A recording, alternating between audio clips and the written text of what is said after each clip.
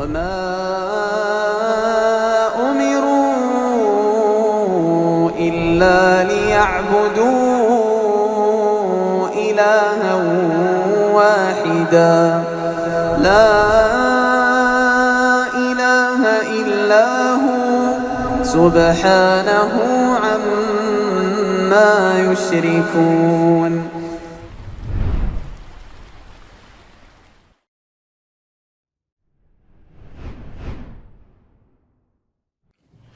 Bismillahirrahmanirrahim. Assalamualaikum warahmatullahi wabarakatuh. Innal hamdalillah nahmaduhu wa nasta'inuhu wa nastaghfiruh wa na'udzu billahi min shururi anfusina wa sayyiati a'malina. May yahdihillahu fala mudilla lahu wa may yudlil fala hadiya lahu. Asyhadu an la ilaha illallah wahdahu la syarika lahu wa asyhadu anna Muhammadan abduhu wa rasuluhu la nabiyya ba'dah. Allahumma inna nas'aluka ilman nafi'a wa rizqan thayyiba wa amalan mutaqabbala. Para jemaah sekalian rahimani wa rahimakumullah, kita lanjutkan pengkajian kitab At-Tawdih wal Bayan li Syajaratul Iman, tentang iman yang bertambah dan berkurang. Iman yang bisa bertambah dan bisa berkurang. Pada kali ini akan kita tampakkan tentang fakta al-his dan al-waqi', yaitu fakta indrawi dan juga realitas yang bisa kita lihat. Bahwasanya iman itu bisa naik, bisa turun. Syekh Abdurrahman As-Sa'di rahimahullah, beliau berkata, wa kadzalika al-hissu wal-waqi'u yashhadu bidzalika min jami'i wujuhil iman.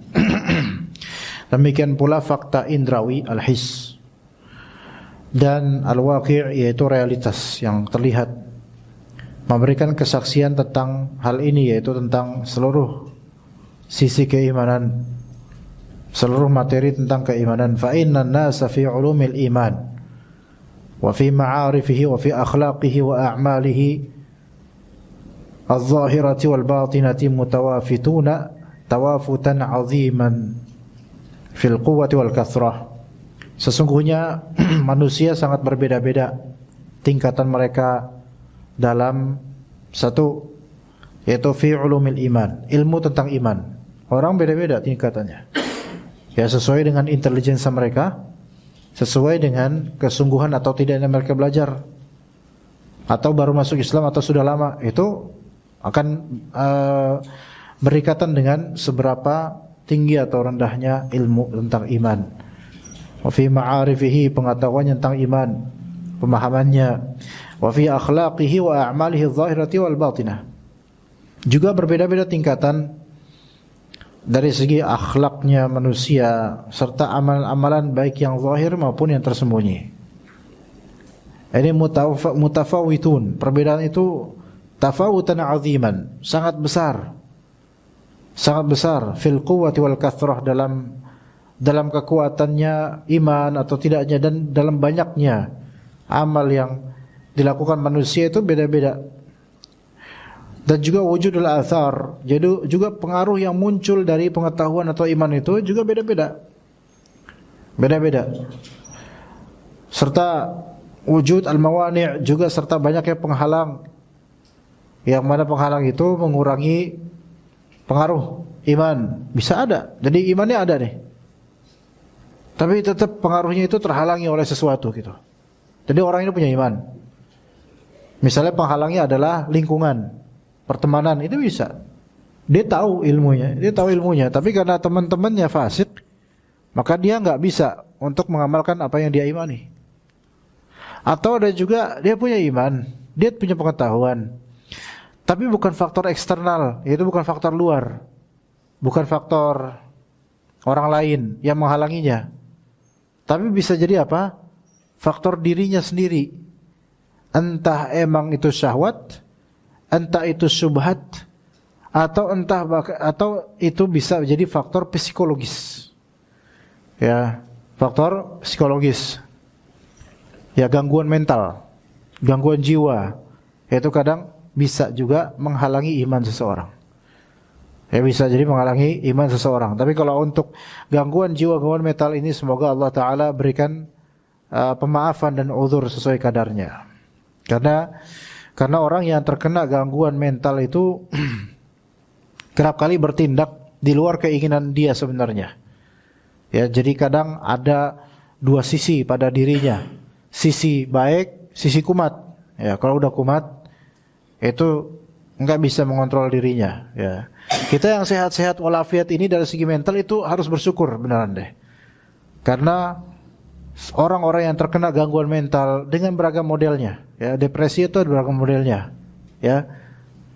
ADHD atau ADHD namanya, atau Alzheimer dan seterusnya dari macam-macam gangguan jiwa atau mental itu ragamnya macam, tingkatannya juga beda-beda. Ada yang udah level betul-betul gila. Ada yang level kadang-kadang kumat, kadang-kadang waras.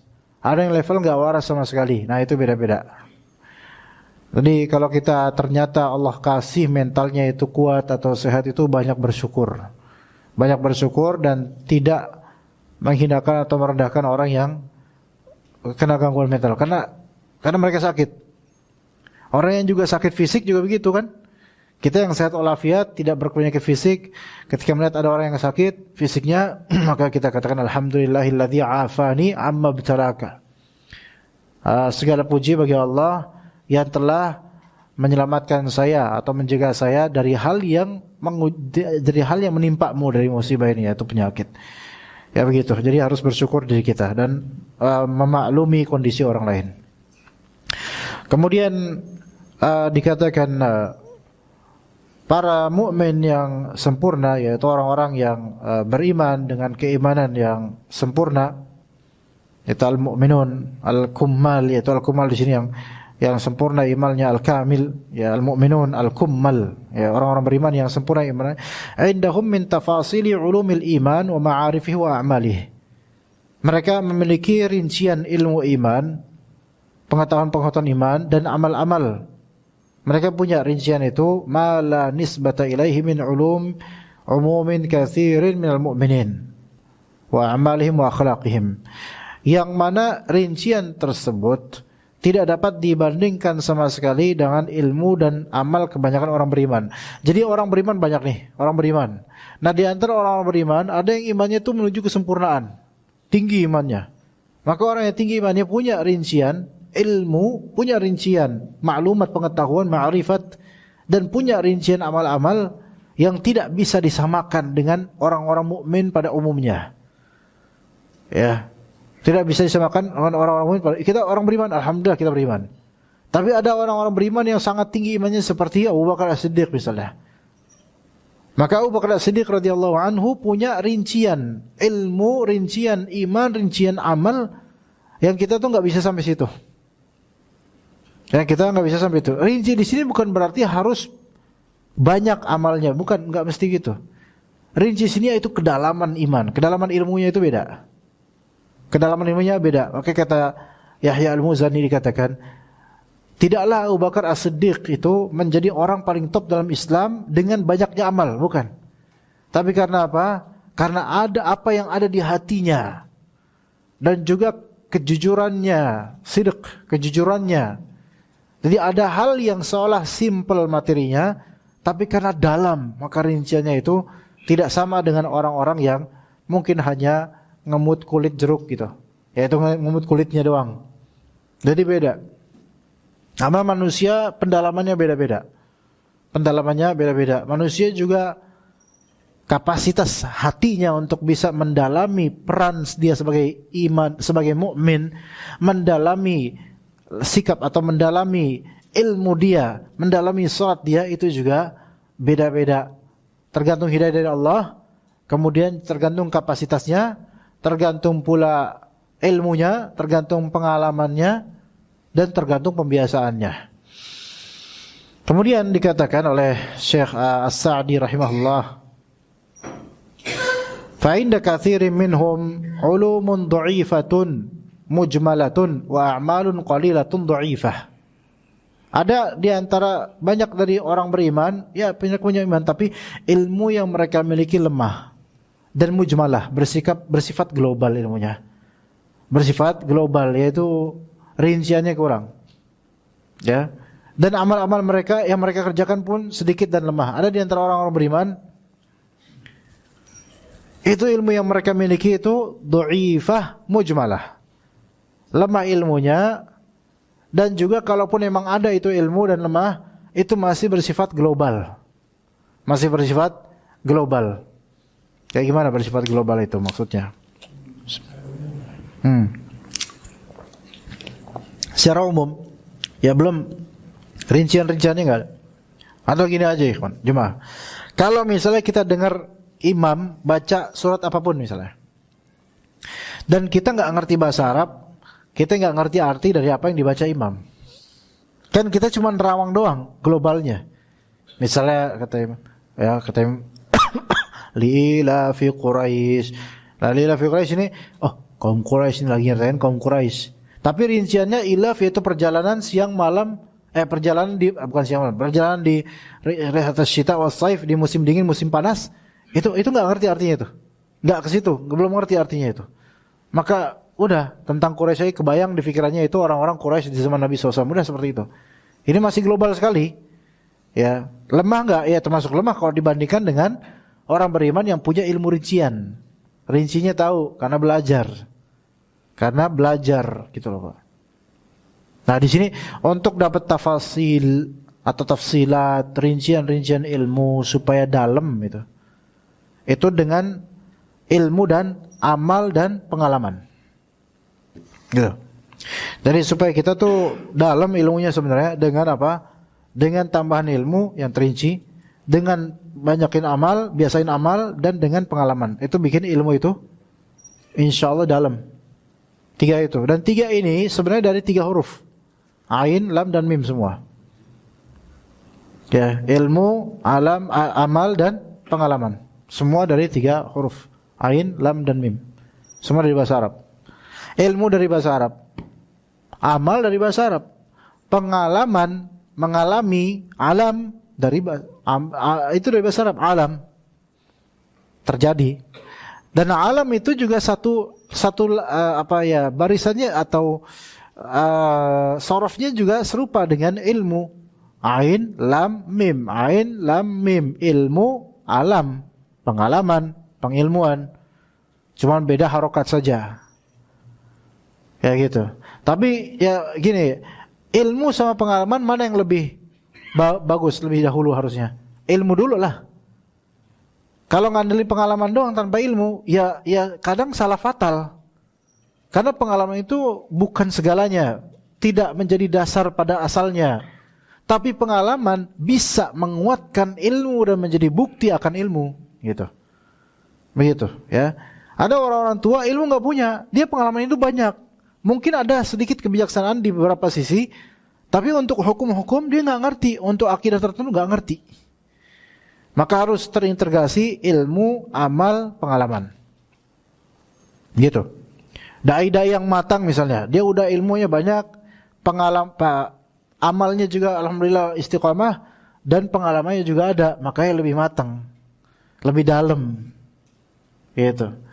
Jadi supaya kita ilmu dalam, satu kita cari ilmu lebih rinci banyak gitu.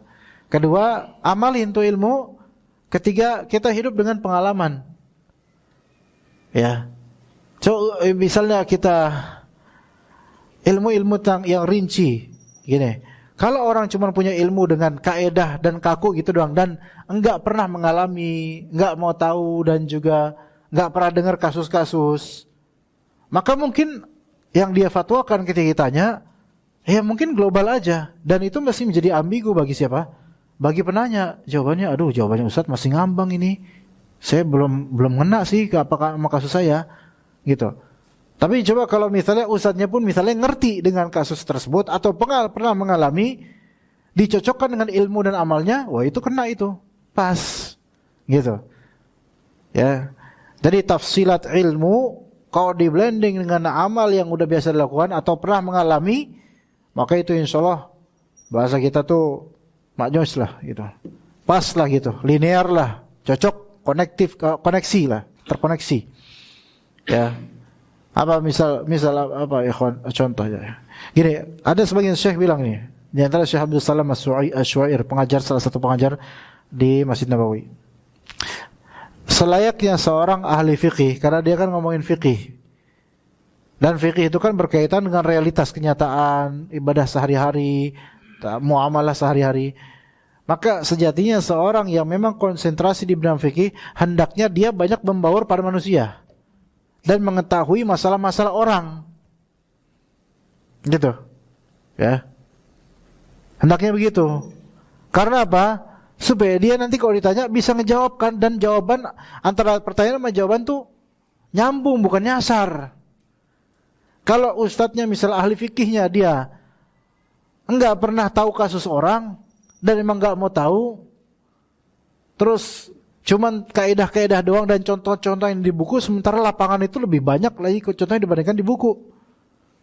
Lalu kemudian ketika ditanya dia belum pernah ngelihat kasus tersebut, antara pertanyaan dengan jawaban itu nyasar nanti jadinya.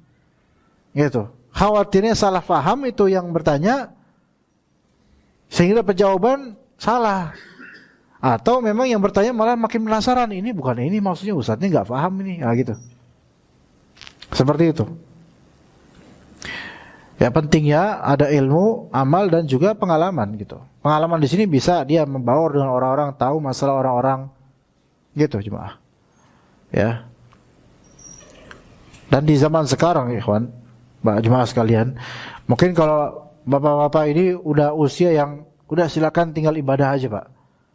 Tapi di zaman sekarang ilmu itu terbuka di mana-mana. Ilmu terbuka di mana-mana. Syubhat juga terbuka di mana-mana. Bisa aja orang menebar syubhat pakai ilmu dunia, bisa memanipulasi ilmu syariah bagian muamalah, fikih muamalah dimanipulasi dengan ilmu-ilmu manajemen dan akuntansi, bisa aja. Ya, dan yang membantahnya siapa? Yang membantahnya adalah ahli fikih yang juga harus paham akuntansi dan juga manajemen. Gitu, Pak. Bisa ngerti nggak maksudnya di sini? Iya. Nah, ya itu kalau misalnya ahli fikih ini ahli fikih memang pintar fikihnya. Dan terus ada orang ahli manajemen atau ahli keuangan, dia bikin subhat gitu. Karena dia ahli pakar di bidang ilmu dunia ini, dia bikin subhat dan dia nisbatkan ke agama. Ya itu rinci banget subhatnya itu. Halus. Dibantah sama ahli fikih, tapi ahli fikihnya ini ngerti kaidah-kaidah syariat doang. Kaidah-kaidah fikih doang. Cuman untuk apa ya? Di topik spesifik ini itu dia nggak masuk, gitu loh. Maka dia mau berfatwa pun nggak bakal nyambung, gitu loh. Coba misalnya masalah kripto misalnya, itu kan perlu belajar lagi kita apa itu kripto dan seterusnya, kegunaannya, fungsinya apa.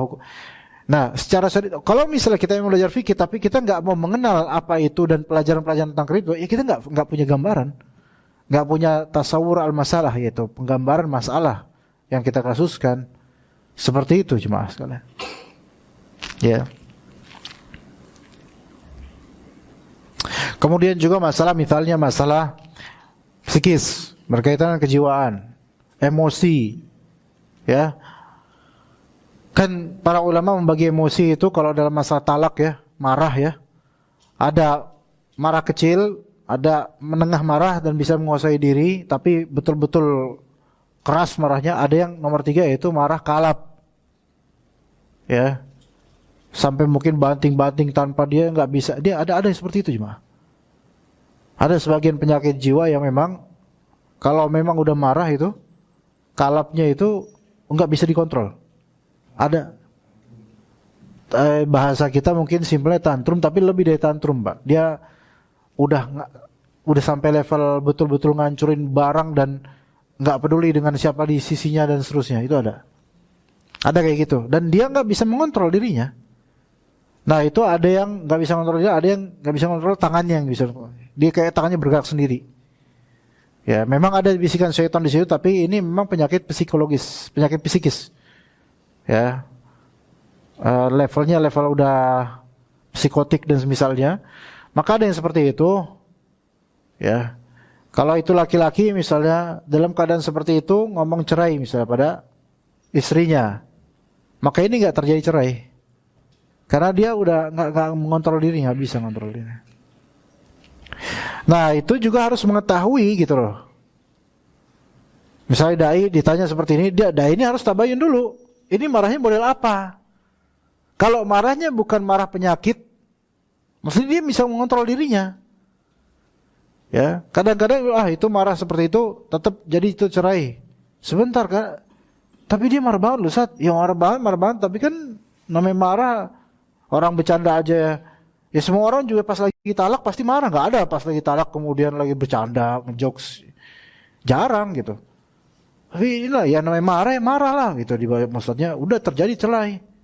Bentar Ustaz, tapi ini betul-betul sampai ngancurin barang. Ya iya marah ya gitu, nggak merinci.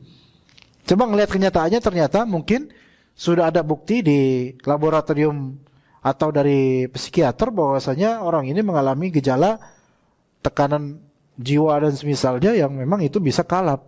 Nah yang sepertinya harusnya difatwakan apa? Tidak terjadi. Harusnya nggak jadi. Harusnya gitu. Itu. Makanya perlu di sini. Ini baru satu kasus dari entah ribuan kasus berkaitan dengan pernikahan atau perceraian. Begitu ikhwas sekalian. Ya. Nah, jadi ilmu, amal dan pengalaman itu bisa betul-betul membuat kita itu bisa rinciannya itu bisa benar gitu. Rinciannya bisa benar. Tapi ada juga tambahan satu juga jemaah. Yaitu as-sidq. Ya, kejujuran. Dia mau punya ilmu seberapa tinggi kayak mau punya pengalaman seperti kalau dia nggak jujur sama Allah, fatwanya ngawur. Ya, bisa aja. Ilmu tinggi, mengoleksi banyak ijazah, mengoleksi banyak apa? Gelar. Terus kemudian pengalamannya banyak dan sudah lama gitu ya, mendapat gelar itu. Dari tahun 1985 misalnya. Ijazahnya 1986 atau 1985. Tapi fotonya ternyata misalnya gitu. Nah misalnya begitu, misalnya Masya Allah. Tapi kalau nggak jujur, fatwa yang keluar gimana? Fatwa yang keluar apa? Tetap nggak jujur lah, tetap dusta, tetap bohong sesuai kepentingan, bukan sesuai dengan dalil agama enggak. Gitu. Bahkan bisa aja semua ilmu itu kayak nggak ada manfaatnya kalau dia nggak jujur. Karena dia bisa manipulasi hukum dengan itu. Ya begitu. Oke, kemudian banyak orang yang beriman tadi ilmu yang mereka miliki masih lemah dan masih bertingkat global, mujmal, global kulitnya. Dan amal-amal yang mereka kerjakan pun masih sedikit dan juga lemah. Udah sedikit dan masih lemah. Sebagian orang mukmin kayak gitu, sebagian orang iman masih kayak gitu. Dan juga ada juga di antara mereka wa 'inda katsirin minhum minal mu'aridat wasyubhat wasyahawat ma yudhiful iman wa yunkisuhu darajatin katsirah. Ada juga yang lain nih. Ada banyak dari orang beriman terdapat pada mereka berbagai penghalang. Terdapat pada mereka berbagai penghalang-penghalang. Terdapat juga pada mereka mungkin syubhat-syubhat. Atau terdapat pada mereka syahwat. Yang semua itu tiga-tiganya, baik penghalang apapun, terutama syubhat dan syahwat, itu bisa memperlemah iman dan mengurangi iman dengan penurunan yang besar. Gitu. Ya dia iman punya. Syahwat, wah dia kalah imannya dengan syahwat. Kita mungkin gini Pak, kalau bertanya misalnya, coba kok bisa-bisanya, antum pernah lihat di video-video bagaimana orang Sudan, RSF dan bawahan-bawahannya itu, bagaimana dengan sadisnya membunuhi sebagian saudara sendiri kaum muslimin. Dan metode pembunuhannya itu benar-benar sadis loh Pak. Dan direkam gitu loh. Nggak perlu kita sebutkan kesadisan itu sini. Kita yang normal ini bertanya-tanya, ini orang apa di pikirannya kok bisa teganya kayak gitu cara membunuhnya gitu loh. Nggak ada simpati sama sekali gitu loh. Kalau di alam pikiran kita itu jelas sadis. Tapi orang kalau udah betul-betul dikuasai oleh syahwat kekuasaan, ketamakan, kerasukan dunia, kedendaman dan seterusnya. Ini bagi mereka itu hal yang biasa ketika itu. Gitu Pak. Walaupun punya iman katanya, bisa aja punya iman, tadi muslim juga tapi bisa kayak gitu. Coba kemarin Pak yang siapa nama anak yang dari Sulawesi itu? Sulawesi itu mana ya? Iblis, bukan iblis, kok iblis ada di air, di atas air. Bilqis. Itu dari Sulawesi bukan Pak ya? Dan itu kan ke Pulau Jawa dulu, ke Jambi apa mana itu bisa, subhanallah. Coba, ini apakah ini sindikat? Dan orang-orang yang ditangkap itu, tersangka itu, ada 3 perempuan apa berapa perempuan itu? Itu kemana gitu loh? Nurani mereka kok bisa gitu loh? Lo lihat. Kita yang normal gini dan gak mungkin melakukan itu. Jangankan nyulik anak orang untuk diperjualbelikan, human trafficking gitu loh. Jangankan gitu. Ya, kita bawa anak orang ke rumah kita aja untuk nonton bareng kayak gitu. Itu aja udah sesuatu yang mungkin di zaman sekarang nggak jarang ya sekarang, nggak kayak dulu. Kalau dulu kita ke tetangga biasa aja Pak ya. Ya beda ya. Dulu kita nonton di rumah tetangga tuh kayak biasa aja. Kalau sekarang tabu loh Pak. Kalau nonton di rumah tetangga bareng. Dulu kan waktu hari Ahad pagi biasanya nonton di mana Pak? Pak. Coba ya Pak. Jangan bilang kalau satu malam nonton lor tancap, jangan bilang gitu. Nonton TV pasti di rumah tetangga yang ada TV-nya. Itu pun hitam putih, gitu kan? Itu dulu tuh. Ya, tapi jangankan kita gitu anak tetangga kita masukin ke rumah itu udah dicurigai sama tetangga lain gitu kan. Lah ini kok sampai nuraninya kemana? Sampai dibawa ke Pulau Jawa terus dijual berapa juta doang terus nanti jadi kayak multi level gitu. Dijual lagi. Kalau kita pikir-pikir ini orang kemana akalnya gitu loh. Batinnya tuh kemana? Kok kayak udah mati hatinya. Tapi orang ketika emang udah dikuasai syahwat dunia itu bisa semustahil itu gitu loh Pak. Bisa segila itu. Iya. Yang kemarin aja misalnya orang-orang yang di demo misalnya yang memamerkan kekayaannya di tengah kesengsaraan banyak orang loh. Ya. Yang mereka juga sekarang mungkin lagi dalam proses di pengadilan juga dalam masalah itu. Kalau misalnya di kantor DPR gitu. Di kantor DPR di ini ya, di MPR apa DPR yang di Dekat Sudirman itu apa Pak? Yang Gatot Subroto itu apa? DPR. Ya sama aja lah pokoknya gitu loh, DPR MPR kantor itu gede lah pokoknya ya. Kan kalau lewat situ kan misalnya mobil masuk menuju situ misalnya. Itu kalau kita lihat kan kalau misalnya hari-hari biasa kadang-kadang di depan kan ada mamang-mamang ini apa? Starling. Ya, Starling apa Pak? Starling. Starbucks keliling gitu. Dia yang pakai sepeda ontel terus bawa kopi-kopi. Itu Starbucks tapi keliling. Ya. Jualan kopi biasa yang jual kopi per gelas-gelas. Kok ini beda ini premium mana minum dulu Pak. Jadi kalau ini premium ini beda, bentar lupa langsung. Jazakallah khair. Maksudnya ada kadang berjajar tukang-tukang kopi di depan gerbang itu loh Pak. Gerbang yang besar itu. Oke. Apa mungkin kalau misalnya ke dalam kantor misal kita jadi orang DPR yang banyak mengkonsumsi uang dari orang-orang bawah misalnya. Misal ya. Apa enggak ada terketuk nurani yang lihat mereka yang di depan gerbang itu? Coba. Nah itu dia udah mati. Iya. Makanya itu. Nah, kalau bisa nggak punya jabatan untuk rakyat, kalau bisa jangan deh kalau bisa Pak. Sebagian orang, Anda nggak semua mengatakan semuanya, itu memang seperti mati hatinya, nggak ada nurani untuk orang-orang yang fakir itu, nggak ada. Ya. Dan kasus-kasus coba ya, guru ya diapa-apain, dilaporin, diintimidasi dan seterusnya. Subhanallah. Dan orang-orang kayak gitu tuh biasanya yang punya duit, punya jabatan, punya harta, punya ini. Ya, subhanallah. Itu kemana hatinya gitu kan? Kemana hatinya coba? Gak ada. Jadi kalau udah mati, udah punya perasaan lagi untuk orang-orang yang tampak jelas di matanya orang lagi berjuang, lagi susahan.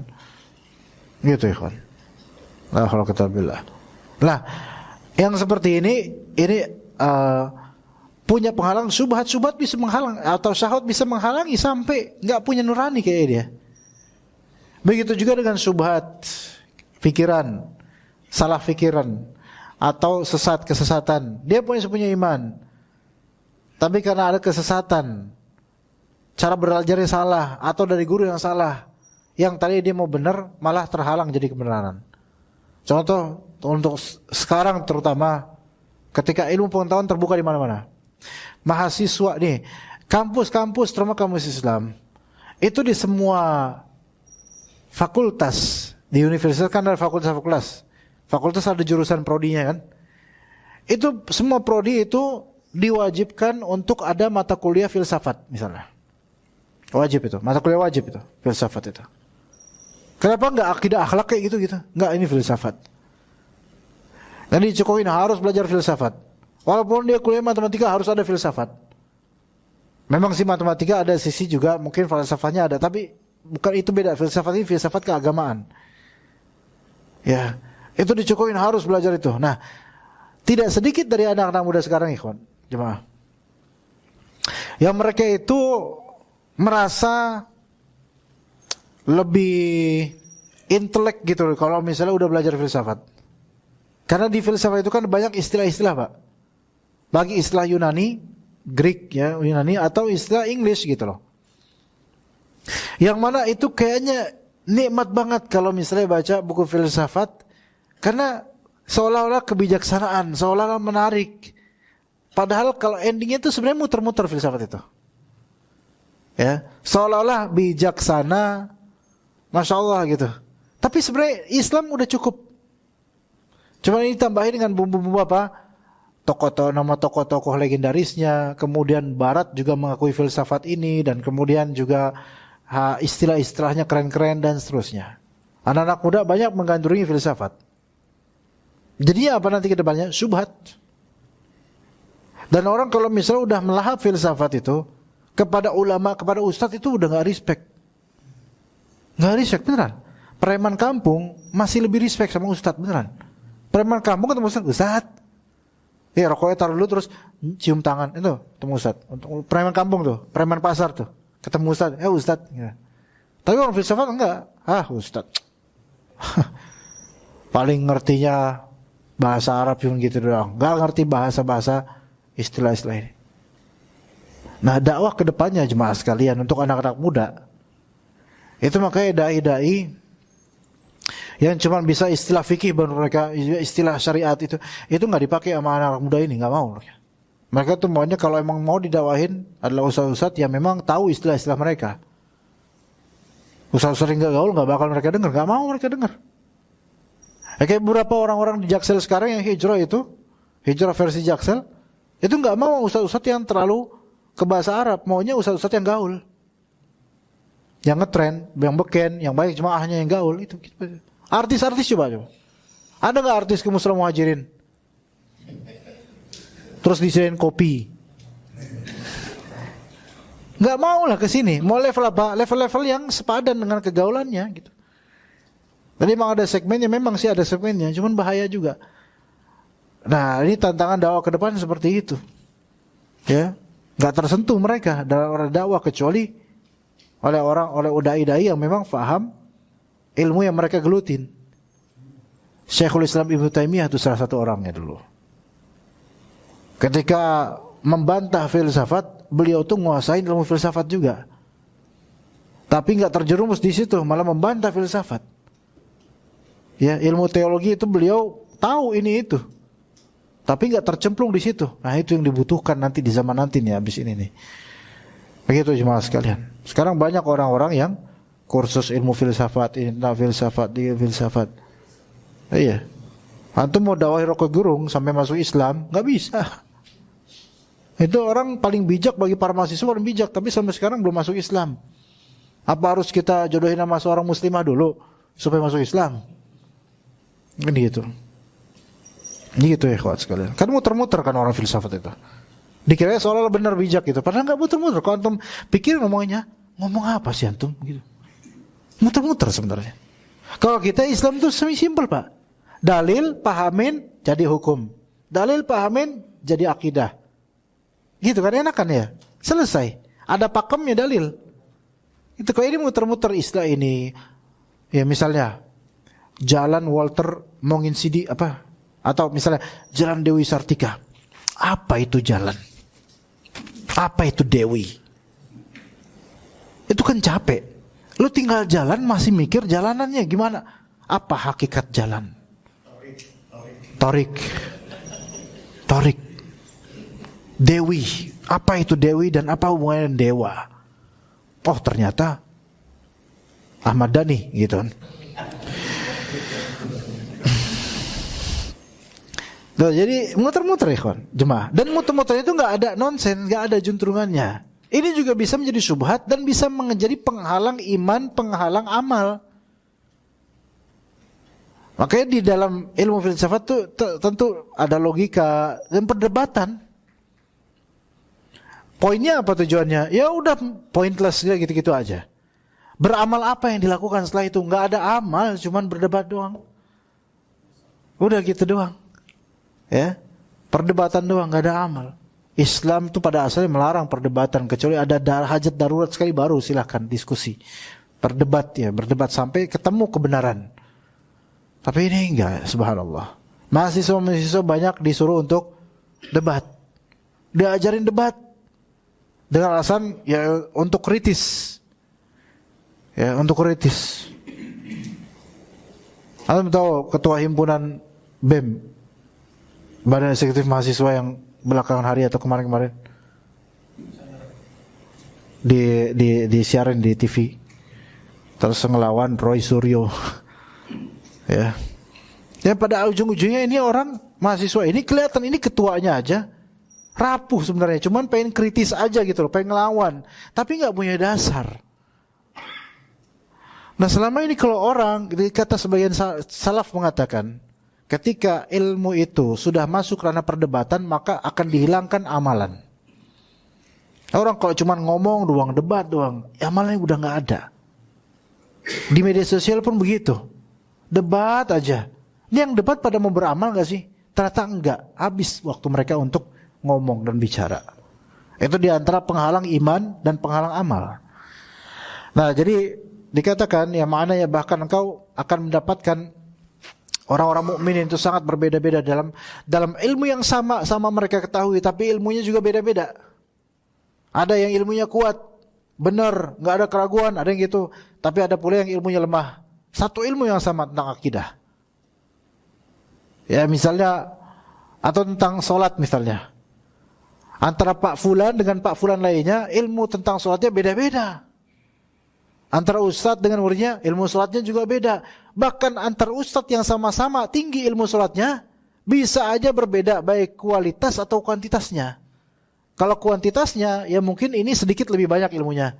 Kalau kualitasnya boleh jadi yang lebih sedikit ilmunya, lebih dalam. Karena pengalaman dan pengamalannya gitu. Seperti itu. Begitu juga dengan akhlak iman. Begitu juga dengan akhlak iman, kata Syekh As-Sa'di. Ya, yatafawatuna fiha tawafutan katsira. Tentang akhlak yang kaitannya dengan iman, itu manusia orang-orang mukmin itu berbeda-beda dengan perbedaan yang sangat banyak seperti sifat al-hilm, was-sabr, wal khuluq wa ghairiha. Seperti sifat al-hilm. Al-hilm apa? Sifat hilm itu ada sifat kelembutan dan menahan emosi. Itu sifat hilm. Ya, orang beda-beda. Hilm beda-beda. Hilm itu dia gini loh, tidak langsung merespon. Saking lembutnya dia nggak langsung merespon, tapi dia menahan diri emosinya, menahan diri dari merespon. Ini namanya hilm. Ya kalau bahasa kita itu hilm artinya santun, tapi lafal santun nggak mewakili makna hilm sejatinya. Gitu Pak. Nah orang-orang tua tuh biasanya yang udah bijak itu lebih punya sifat hilm ini dibandingkan yang muda yang responsif. Kalau yang muda tuh lawan, walaupun bahlul lawan. Tapi kalau misalnya yang udah senior tua biasanya ya kayak singa aja gitu, diam dulu, diam, nggak langsung merespon. Itu namanya sifat hilm. Kayak misalnya istri lagi ngambek, mencak-mencak, suaminya diam aja. Ini namanya sifat hilm. Kayak gitu. Ya, enggak langsung merespon, sabar, nahan emosi, ini sifat hilm. Orang beda-beda ininya. Ada orang tuh langsung respon langsung. Ada orang nahan diri. Ada orang sampai kapanpun dia berhasil nahan diri. Itu beda-beda derajatnya. Dan itu bagian dari iman, hilm itu. Karena di dalamnya ada kesabaran, tidak tergesa-gesa, tidak mudah untuk dibisikkan oleh syaitan. Ya, syaitan akan bisikin, tetapi dia menahan diri. Oh, itu berat Pak Jemaah, berat. Ya, syaitan tuh bisikin, emosi, saya dendam sama orang ini, benci sama fulan, benci sama istri, atau benci sama suami sebaliknya. Itu bisikan sama syaitan. Tapi dia tahan, jangan sampai itu keluar, jangan pelihara bisikan itu. Ah, ini hilm namanya. Ada kesabaran di situ. Dan itu termasuk bagian dari iman. Terus bagian iman. Maka benefitnya kalau kita lagi terluka, batin kita akan seseorang atau suatu masyarakat atau kelompok, kita ingat bahwasanya sifat hilm ini bagian dari iman. Dan ada pahala besar untuk orang-orang seperti ini. Pasti ada reward yang besar buat orang-orang yang menahan emosinya, menahan dirinya, begitu. Ya begitu ya. Kita lanjut ba'da adzan insyaallah taala. Baik, kita lanjutkan dalam segi akhlak tadi, dari segi hilm, sabar. Itu manusia, orang beriman beda-beda. Wa kadzalika fil ibadati adh-dhahirati kas-salat. Begitu juga dalam masalah ibadah yang lahiriah seperti salat. Yusalli ithnan salatan wahidah wa ahaduhuma yuaddi huquqaha adh-dhahirah wal batinah wa ya'budu Allah ka'annahu yarah fa in lam yakun yarahu fa innahu yarah. Wal akhar yusalliha bi dhahirihi wa batinihi mashghulun bi ghairiha. Ya, ada dua orang salat dengan salat yang sama. Orang A yang pertama menunaikan hak-hak salat zahir dan batin.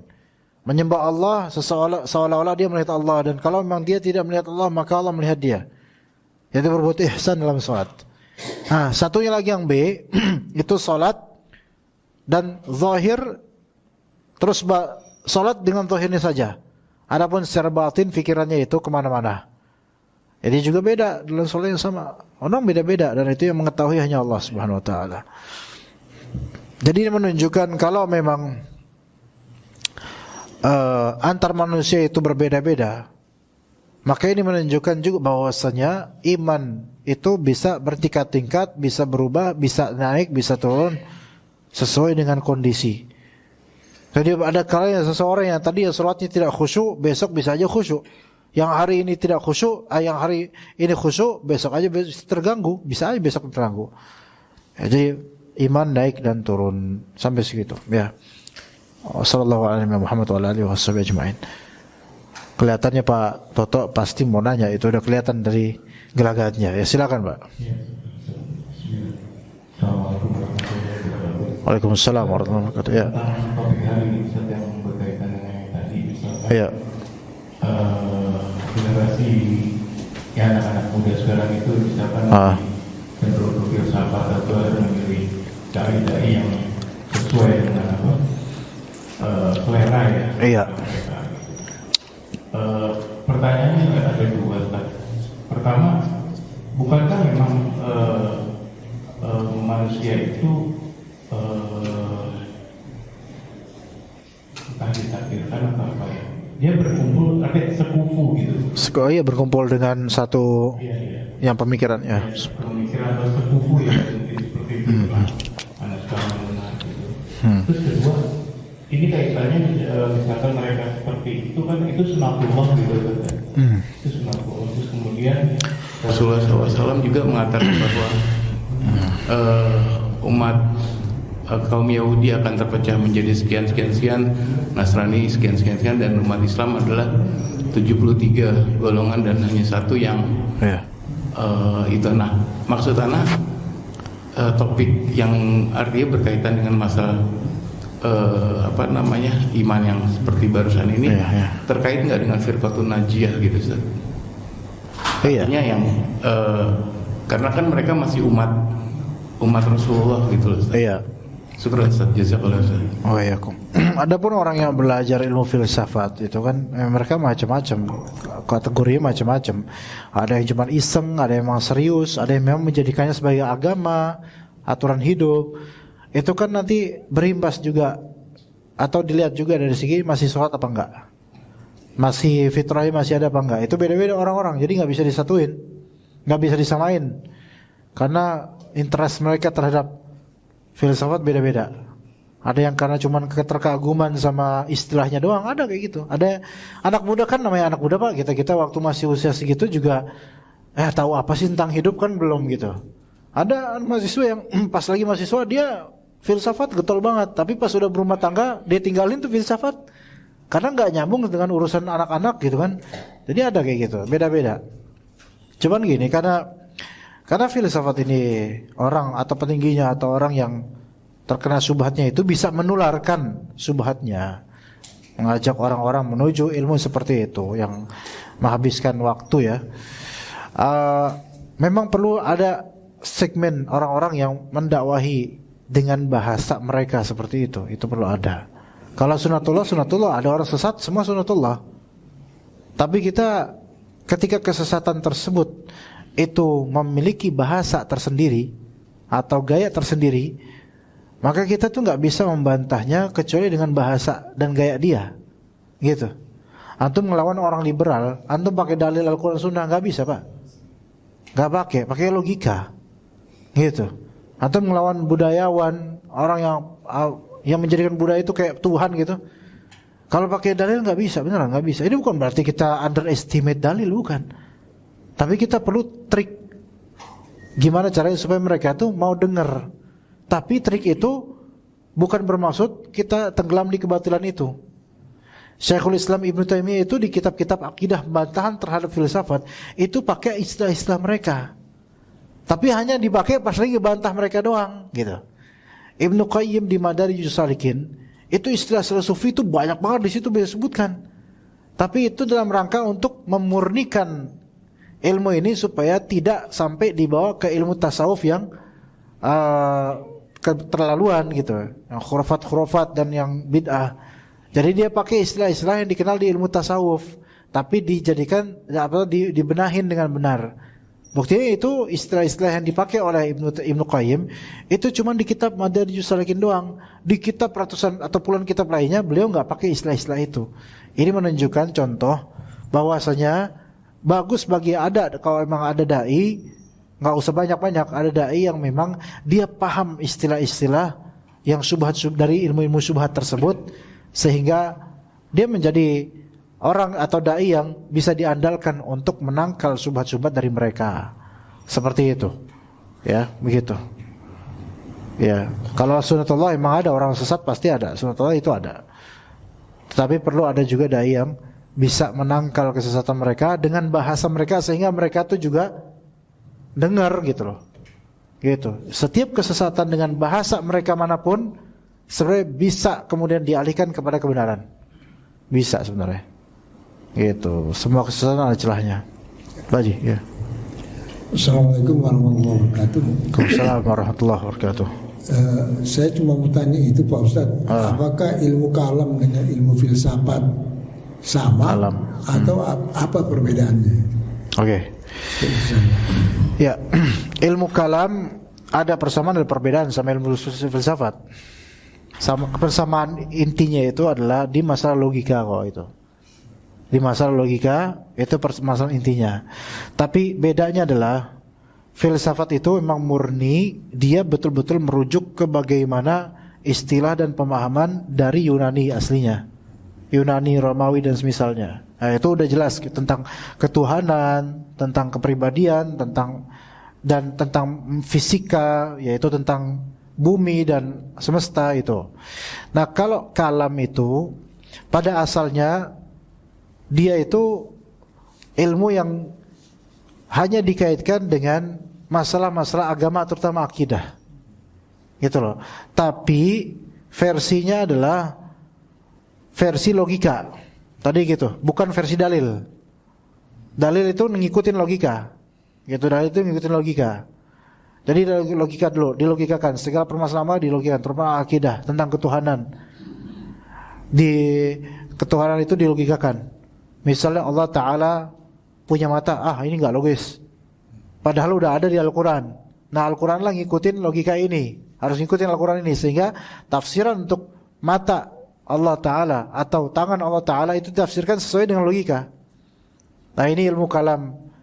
Nah, sebagian ulama mereka mengatakan kenapa disebut ilmu kalam?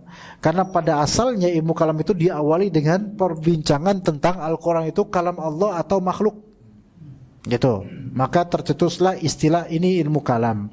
Dan orang-orang yang bergelut di masalah akidah dengan teologi versi rasional ini, mereka disebut mutakallim, yaitu orang-orang yang berilmu kalam, menggunakan metode ilmu kalam dalam menafsirkan akidah.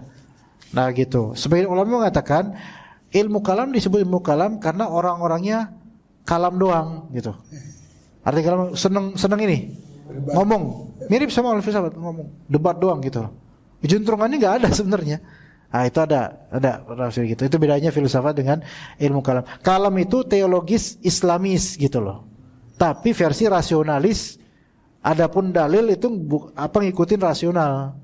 Kalau filsafat itu dia nggak disebut, aslinya nggak disebut Islamis, tapi bisa dinisbatkan kepada Islam. Kan bedanya filsafat itu kan tentang kebijaksanaan, Pak. Kalau misalnya kalam itu tentang teologi akidah. Karena filsafat kan filo dan sofi kan tentang kebijaksanaan. Bagaimana kita memandang sesuatu dengan bijaksana, gitu intinya, gitu filsafat itu. Tapi kalau kalam, bagaimana kita memandang suatu teologi akidah, materi akidah, tapi pakai rasional kita, gitu. Itu bedanya. Jadi kalau ini yang penting gimana cara memandang bijaksana, ini cara memandang rasionalis, gitu, rasional. Seperti itu, Pak Haji.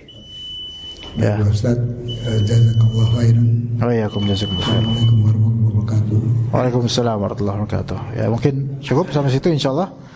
Ya, kita cukup sampai situ. Barakallahu fikum jami'an. Wa sallallahu ala nabiyyina Muhammad wa ala alihi wa sahbihi ajma'in. Subhanakallahumma bihamdika asyhadu an la ilaha illa anta astaghfiruka wa atubu ilaik. Assalamualaikum warahmatullahi wabarakatuh.